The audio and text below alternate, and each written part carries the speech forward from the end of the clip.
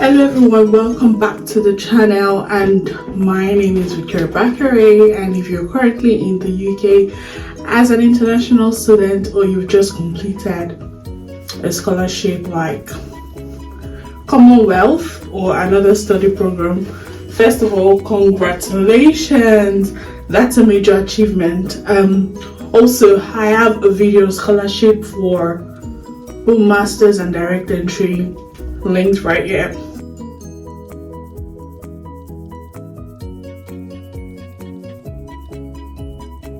But now you're probably asking the big question: how do I stay in the UK legally after my course ends? You're not alone. This is one of the most common questions I get, and in today's video I'm going to walk you through the top visa options, how to prepare before your visa expires, and what mistakes to avoid that can cost you time, money, and your peace of mind. So yeah, let's get into it. So number one, or part one, I'm going to title this Know Your Visa Timeline, right?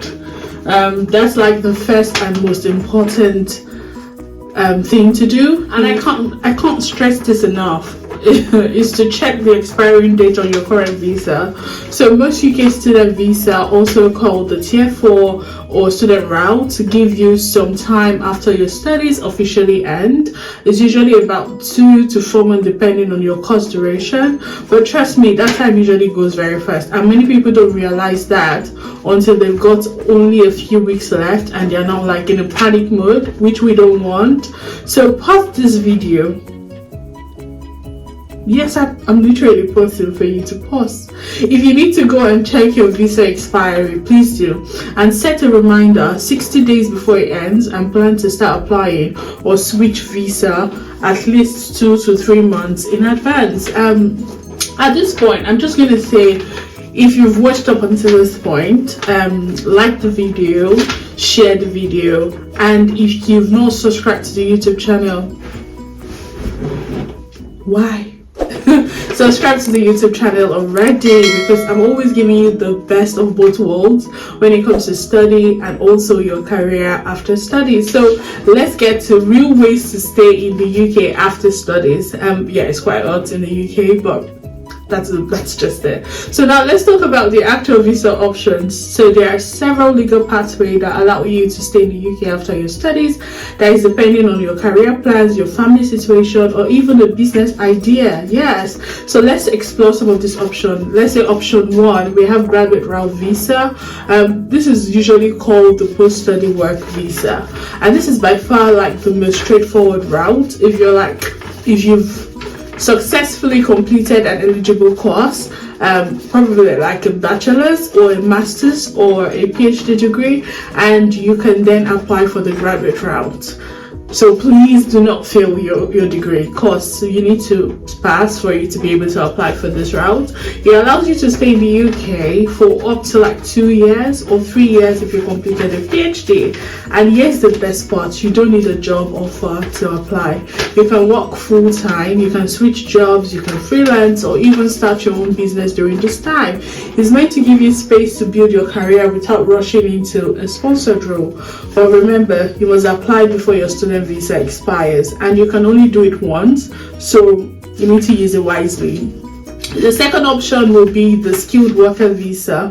If you already have a job offer from a UK company, that's also a registered skilled worker sponsor, you can apply to switch to a skilled worker visa directly. So this would help you move quickly into settlement route. So your role must meet like the minimum salary and skill level requirement, but this route gives you up to like 5 years in the UK with a clear path to settlement, which is what everybody wants when they plan to make this place a home. So this is ideal for people that are working maybe in tech, healthcare, finance, teaching, and other in-demand sectors. But please do not limit yourself. Apply and do not say no to yourself. So the first tip is use job sites apps like Indeed, LinkedIn, filter for companies that kind of offer visa sponsorship.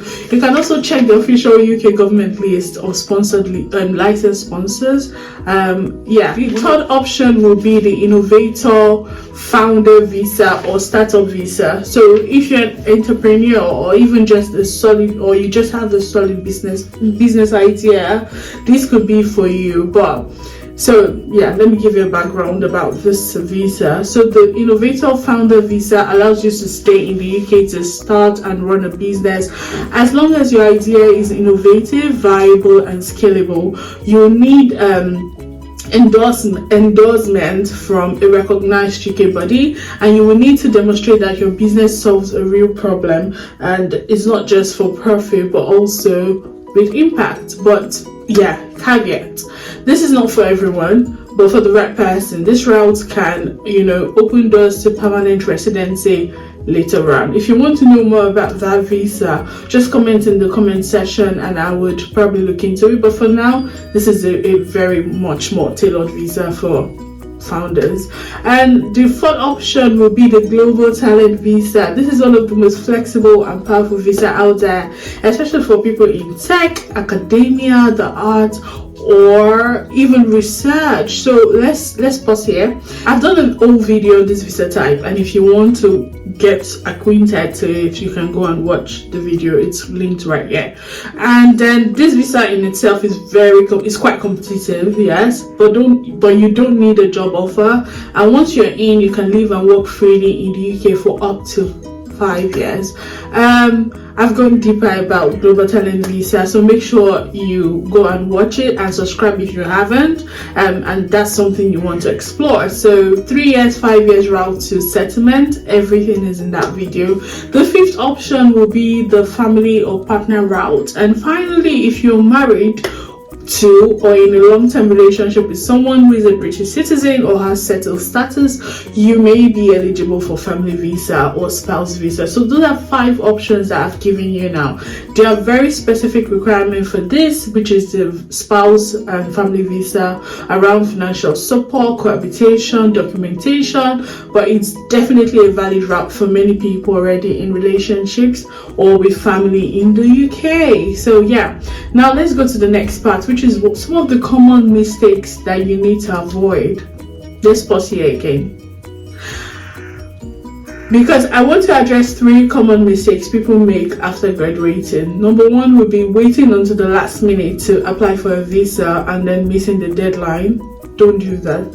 Second one would be assuming any job can sponsor you without checking the job type, salary, and the company's sponsorship license. Another mistake is not researching your options early enough and ending up with no plan. You don't want to be in that boat because it leaves you very, very, very desperate. Also, you've already made a huge investment in coming year, so don't let paperwork or panic steal your momentum. Preparation is like the best, literally your best friend. So do what you need to do. Except you don't mind. It's not everyone that came to stay, so make your decisions. Let's go to the next part, which is smart things you can start doing now.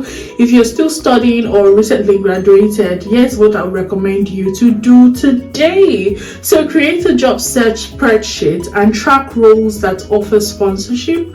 Next will be to network on LinkedIn. Find alumni from your university who stay in the UK and ask how they did it. Also, visit your university's international student office and get advice that are tailored to your course and also your timeline. Most universities have that. And then start drafting your personal statement or portfolio if you're considering the global talent or maybe the innovator route. And also check if your scholarship contract has any restrictions. Some may require you to return home for a certain period unless granted permission. I think it's not Commonwealth, Chevening scholarship requires you to go home. More scholarship, just go watch my previous video. So you don't have to figure everything out at once, but taking one step each week will help you stay ahead, and so that is what I would recommend. So Again, if you made it this far, thank you so much for watching, and I hope you feel more confident about your next step, whether you want to build your career or launch a business or simply take some time to explore your option. Staying in the UK is very possible when you have the right information and support. So if you found this video helpful, please like it, drop a comment with your country or what stage you're at, and definitely do hit the subscribe button for more content on immigration, on visas, on careers and life after uni, and also about technology, especially artificial intelligence. And remember, I'm rooting for you, and you've come this far, so let's just keep building, and do not, I repeat, do not give up yet.